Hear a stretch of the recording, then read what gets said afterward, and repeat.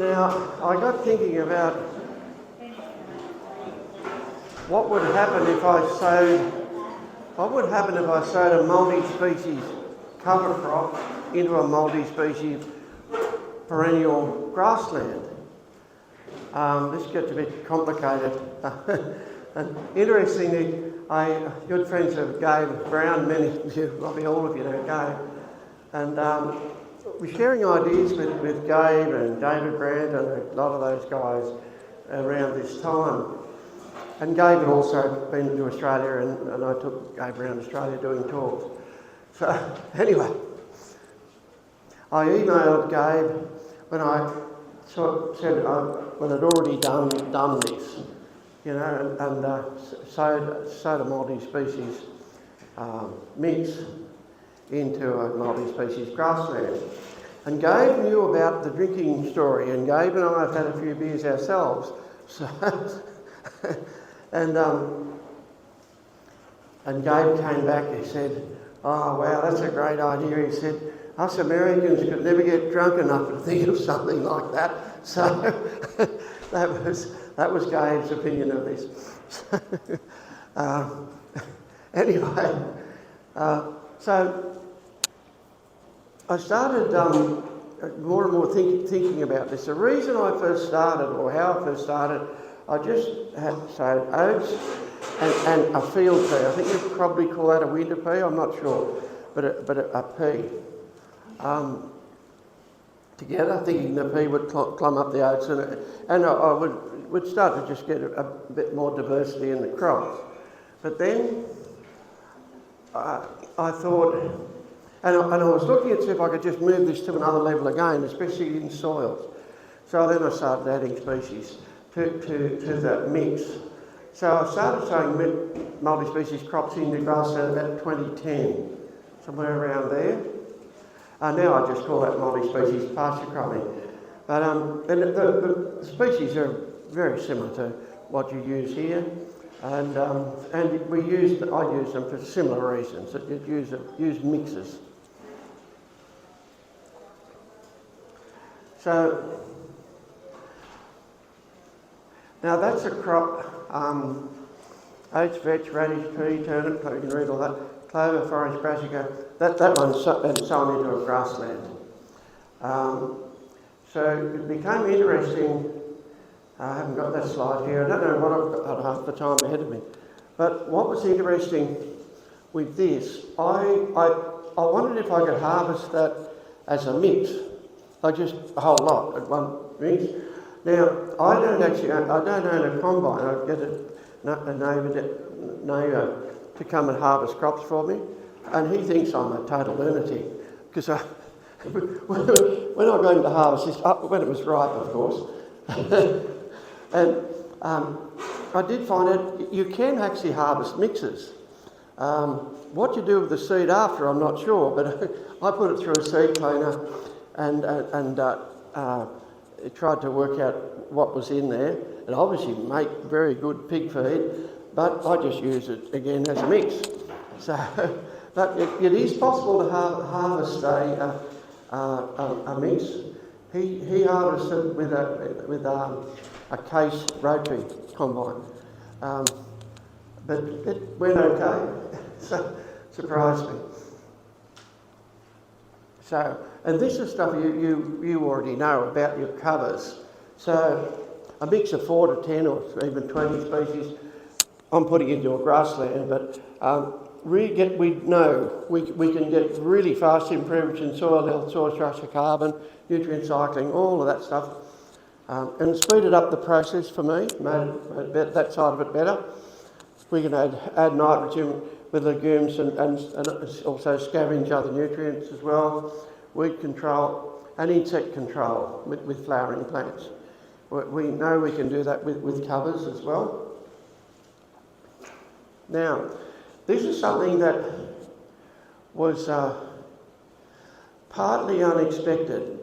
We'd always grazed our crops, and we still do. There's a lot of grazing on crops in Australia, usually oats or barley.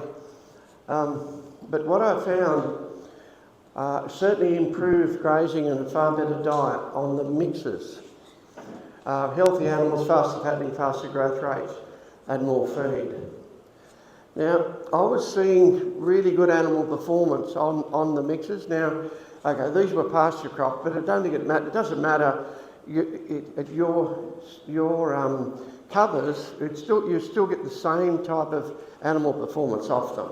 So don't worry about whether this is pasture crop or not. It's basically a multi-species crop or like your covers. So I checked everywhere and to see if there was anyone had ever done any trial or research work on animal performance on a mix of species, and I couldn't find any. So I thought, well, I'll do this trial myself to just see what was going on. I knew the animals were doing better on it to start with.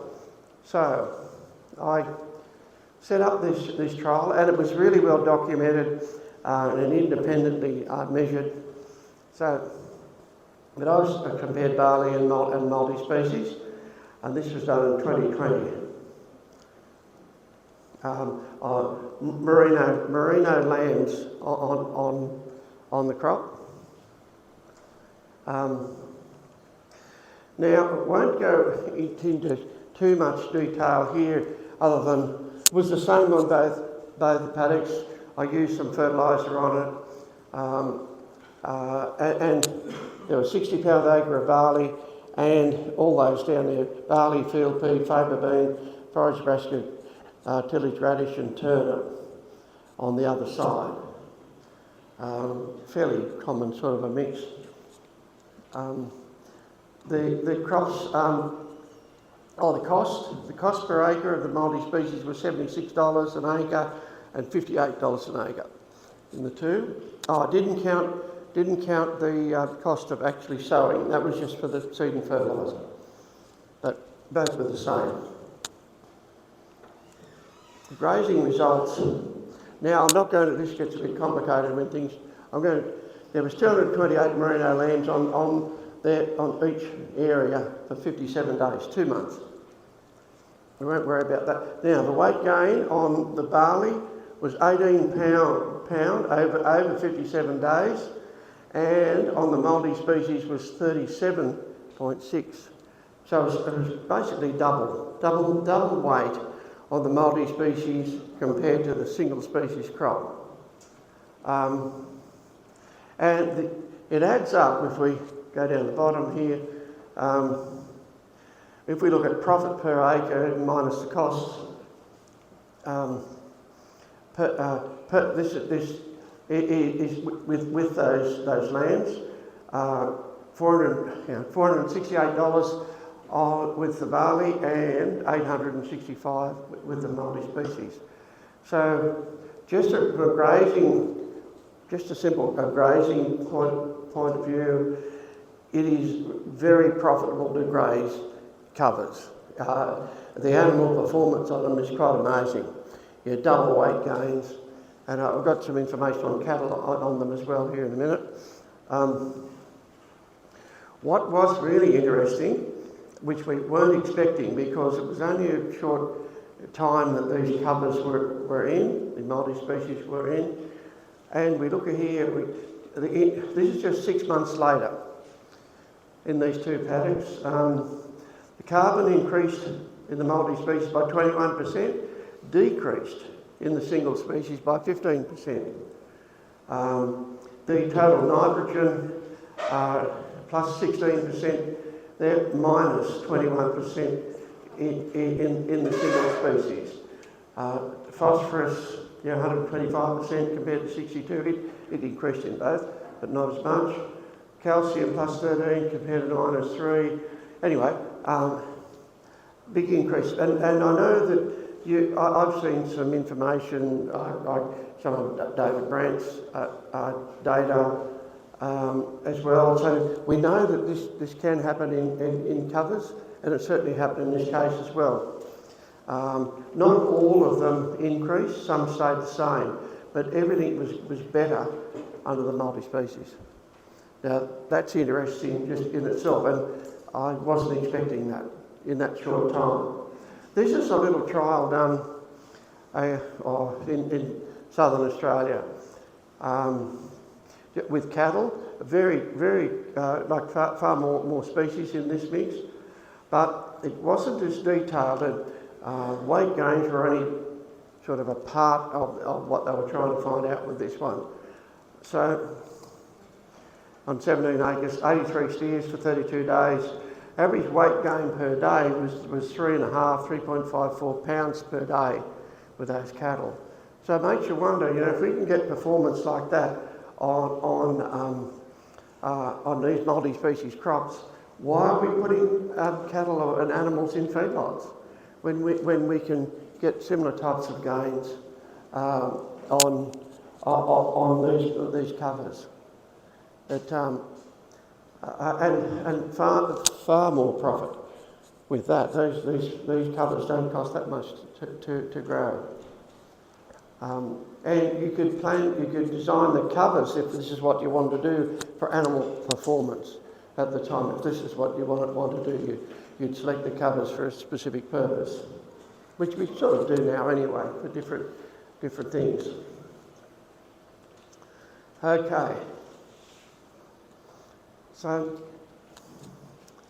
we often hear when we're talking about regenerative agriculture now, and this basically is, I by default ended up by being one of the early pioneers, I suppose, in regenerative agriculture. No one was calling it that, of course, the name came later. But what is interesting was the results that I was getting and documented, which I'm going to talk about later. But we often, the early adopters or developers of regenerative agriculture were always copping flack from mostly from the science field, because we were just farmers doing what we do, and we were getting these amazing results, total changes. So many of us were accused of fudging the figures and doing all sorts of things, and we didn't know why we were getting these amazing results, which was totally against what is supposed to happen. It's almost as though we need to throw that rule book out and write another one, because we were getting different results than what was happening in conventional agriculture. So, by managing differently, we can restore the farm and soil ecosystems and make nutrients available and increase soil carbon. How does change in grazing management and a change in the way crops are grown improve our farms? Yep, plants can restore the farm and soil ecosystems and make nutrients available. So, after increasing plant diversity and restoring the soil ecosystem, dramatic and fast effects often puzzled scientists, which is what I just said. It's against what many people believe were possible. When we're walking on the ground, we're actually walking on top of another world. You've probably heard this before. Beneath our feet is a world far more complex than this one we live in. Soil is not dirt. It might look like dirt, but it is the most abundant ecosystem on Earth. So there's so many microorganisms in the soil that a spoonful of healthy soil contains over 6 billion microorganisms. Now, I've got no idea who counted them, but someone must have. So, and Gabe let me have this slide that he uses, and it's just true. Soil is a living, breathing, subaquatic ecosystem. That little tardigrade in there mesmerises everyone. So, soil microbes are essential for soil health, nutrient availability, managing plant disease and restoring the soil ecosystem. So what I'm getting at here is why all this happens. Why were we getting these changes? Now, in a ploughed soil, there are very few microbes, or a plough that's also at excessive amounts of pesticides. Certainly decreases the diversity of microbes. Many of these, either ploughed soils or pesticide, a lot high pesticide use soils will have often high amounts of bacteria, but not a lot of anything else much. So we need to ask if a very small spoonful of healthy soil has 6 billion microbes in it, what feeds them? Something must feed them. You can't have things alive, and especially those numbers, unless something's feeding them. So what feeds billions of soil microbes? Guess what? Plants. Plants feed soil microbes. And they feed them from sugars from the roots and organic matter from leaves and roots. In return, microbes supply nutrients to plants. Now, both organic matter and root exudates are very, very important. But I think it's the root exudates that really do drive things. Because we know from some of especially the early no-till and really good ground cover, we still don't get the changes we need. And it certainly improves things, but not to the next level. So I personally believe it's the root exudation that's driving a lot of this. This is an amazing bit of film.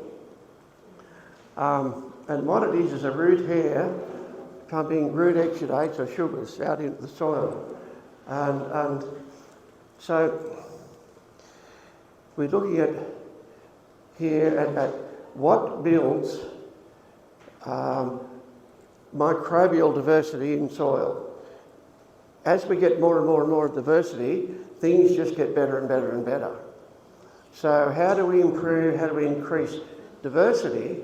And what's happening here is soil microbial diversity is created by plant species diversity. And that means more than 10 plants in there. So now also that mix of plants produces a different range of soil microbes. In other words, each plant attracts a different type of microbe, which makes perfect sense. We don't all like eating the same thing.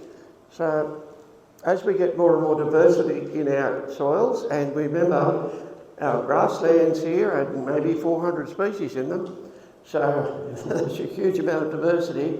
And imagine how much a different range of root exudates are going into that soil, feeding the huge range of microbes in these grassland soils. So it's plants and plant diversity that drive the change. And guess what? As farmers, we can do that easy. And if we grow more plants, we'll make more money. So this can be really simple stuff. How it works is very complex, but we don't need to worry too much about that side of it as farmers. But if we grow more diversity of plants, different range of root exudates, feeding a vast range of soil microbes, everything starts to fall into place. So, a diverse range of soil microbes stimulate plant growth, plant health, cycle nutrients, create tolerance to drought and plant disease suppression. It most likely does a lot more than that too. This is just fairly common knowledge. Mycorrhizal fungi supply phosphorus and nitrogen and trace elements in water.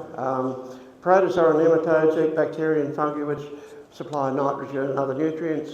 And free-living nitrogen-fixing bacteria produce good quantities of nitrogen. So, when we think about that, about the plant diversity and huge diversity of microbes, we look at this, what happens with plant monocultures.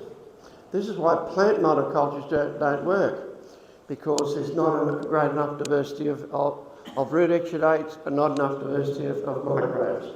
And the use of microbe-killing inputs like high rates, and I've underlined high rates of fertiliser and pesticides destroy the soil ecosystem. That's sort of really, and obviously oversimplified, And most of that information has come from Christine on that. But it does answer what when we changed our management and grew more plants, why we were getting the changes that didn't fit even conventional science or agronomy. Okay. Trials and research. The property at home is one of the most researched properties in Australia. And the reason, well, a big part of the reason why, when I started to get those changes that were just mentioned there, I thought, no one's going to believe this because it was just ridiculously off the scales of what was happening. It just wasn't supposed to happen. So I thought, I'll see if I can get some scientists to look at this and some serious research of what's happening. So CSIRO is our head scientific research organisation in Australia. So they looked at all sorts of things there. Sydney University doing ecological studies, Canberra University, these are all universities. All those studies, there's more than that. And also the Land Institute here also. So they all contributed to a lot of studies of what was happening. So we have really good data on this and the changes and what's happening. So what did I do? I really didn't do that much, really. I changed the grazing to holistic plan grazing, and I changed the way I grew crops from ploughing and tillage to pasture cropping both in 1993.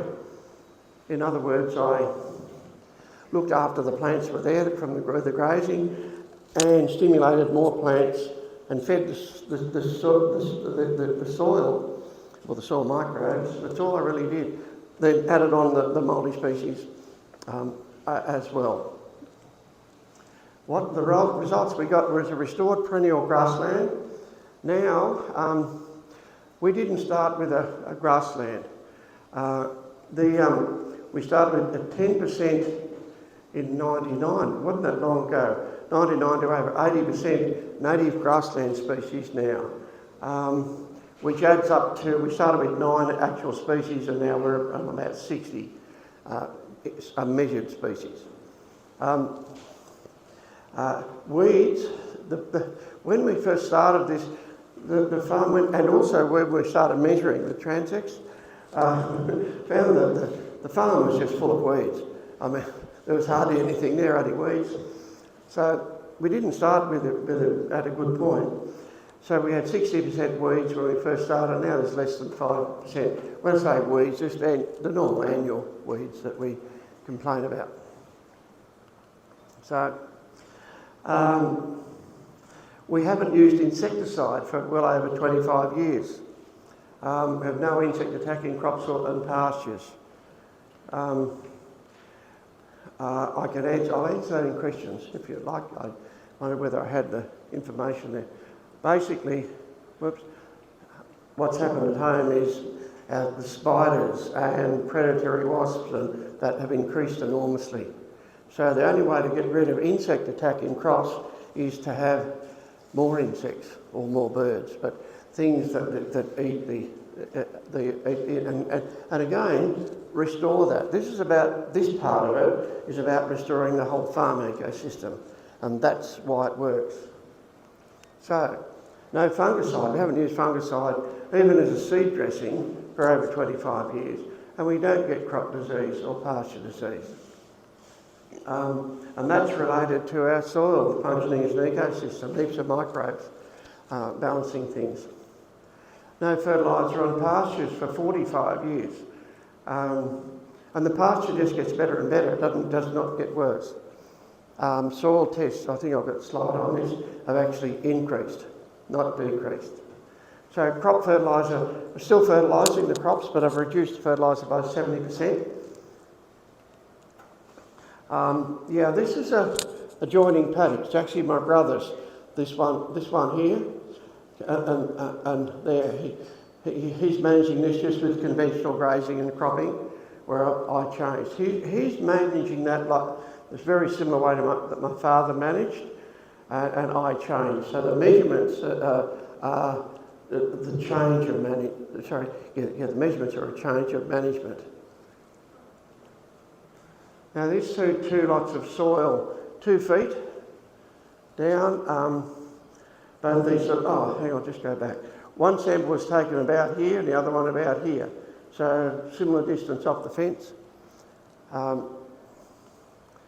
And huge difference in it. I remember the soil in this soil in my paddock here, that one was the same. That's about 4 inches. There's only about 4 inches of topsoil. Now there's at least 12 inches of topsoil. It's hard to tell where the topsoil starts and ends. And it's building soil all the way through here. This is a sodic clay layer down here.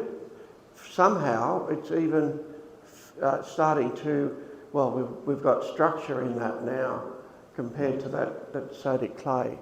And the only thing that's really done that has been plants, perennial plants, plus I guess turbocharging it with an annual, fast-growing annual crop and now multi-species crop.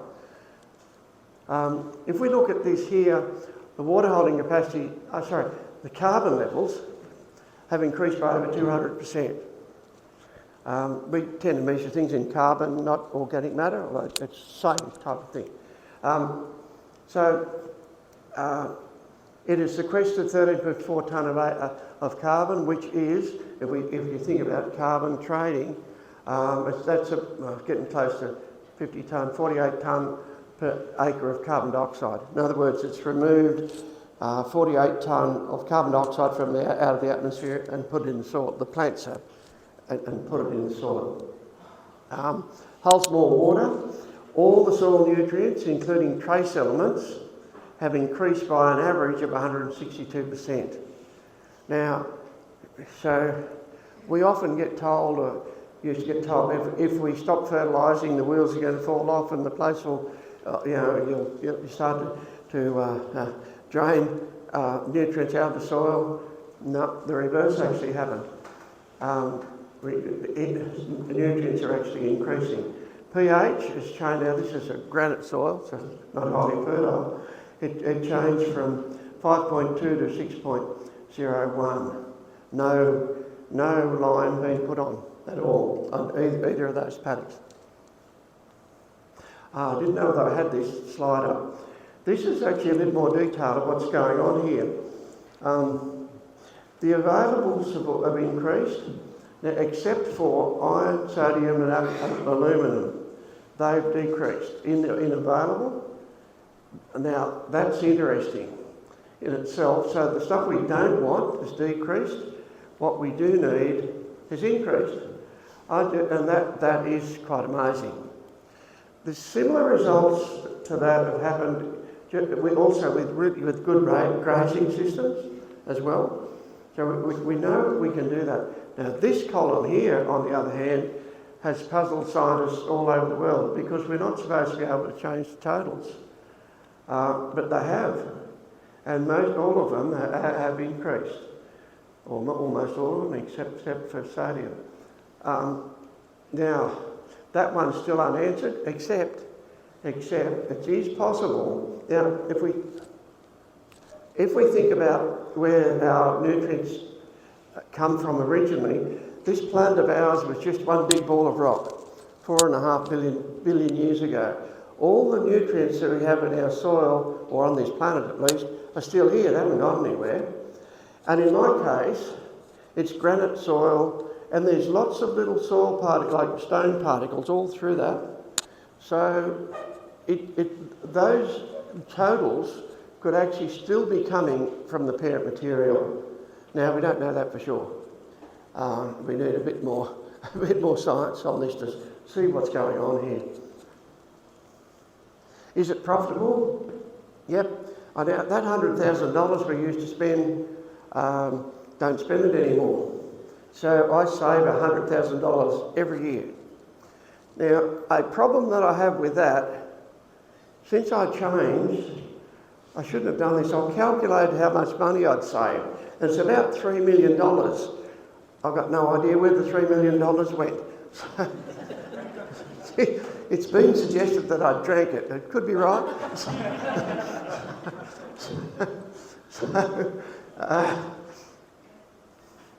Now, compared to the previous industrial agriculture, annual income's higher, partly because we save $100,000 every year anyway, but we're actually running more livestock. Crop yields are similar. They're certainly not better, but they're similar.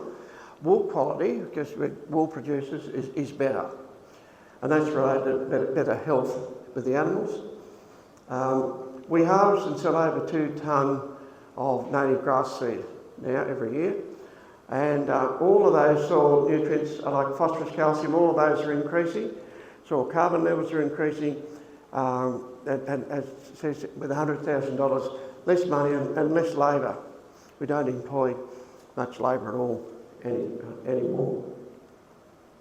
So, by changing the grazing and cropping methods, we've restored the farm and soil ecosystems, saved $100,000 annually and made the property more financially profitable. Grow more plants. I mean, it is that simple. Grow more plants. Plants will restore our farms, soils and profit. Now, agriculture, this is back to one of those early slides, doesn't have to destroy our farms and ecosystems or the planet.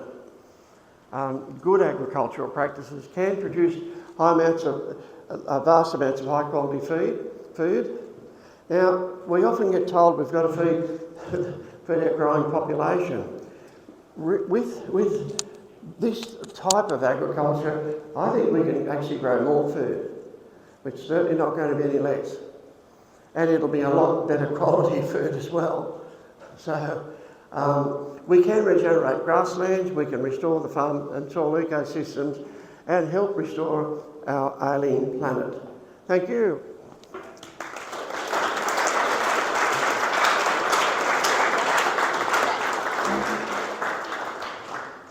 Okay, so if you have not put your name down in the little box for a door prize, I would suggest you do that unless you really don't want cool OCCD swag, whatever, fine, don't come across me where you get it, okay. We are going to enter our happy hour portion and the question and answer. If you give us a few minutes, we're going to put out snacks, drinks, non-alcoholic and alcoholic versions if you are into that. And I do have gluten-free options also for the gluten-free among us. And is that it? Okay. I'll get started. While she's doing that real quick, for any of you who have any more, looking for more detail, there's plenty of stuff online. Colin also has a book, Custodians of the Grassland, correct? Yeah. That is available on Amazon. It's only been out for a year. Yeah. Yep. Yep. And then I seen on the sign-in sheets, Custodians of the Grassland. Who I seen on the sign-in sheet, who listened to the John Kemp podcast? Okay, so there is another great, good interview that Colin goes into some of these details. So if you're looking for more info, also by all means we'll have time to ask any questions that you have, and so get them asked while we have them here. And otherwise, there is a bottle up here back there for any of the adult beverages that require it. But yeah, go ahead, get you something to drink, and we'll get gathered up here in a few minutes.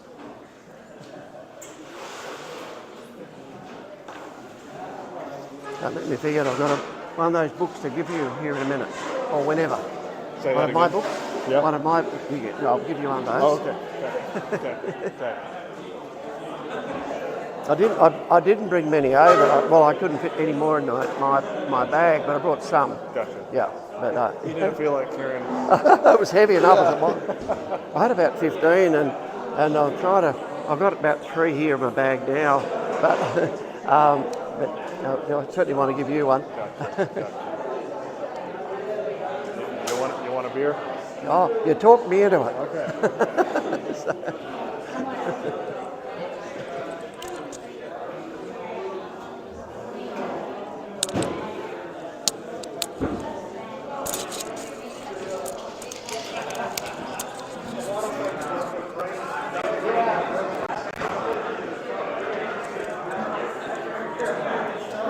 little extra phone. Okay, this is the good stuff over here. Ah, that's a good one. Yeah, I think. And then we have a few more. We have some more You want one of stuff. these or one of these? Oh, no, that one. We know. No, that one's good.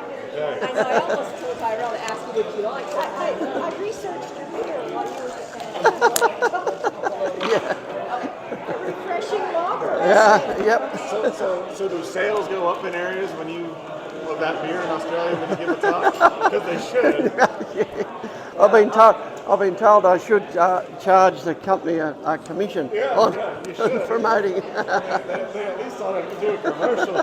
Big hard beer, you never know what ideas you might come up with. Yep.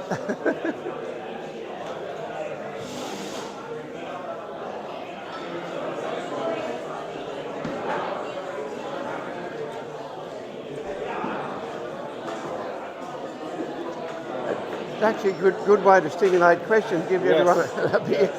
Absolutely. It definitely doesn't hurt it. No, no.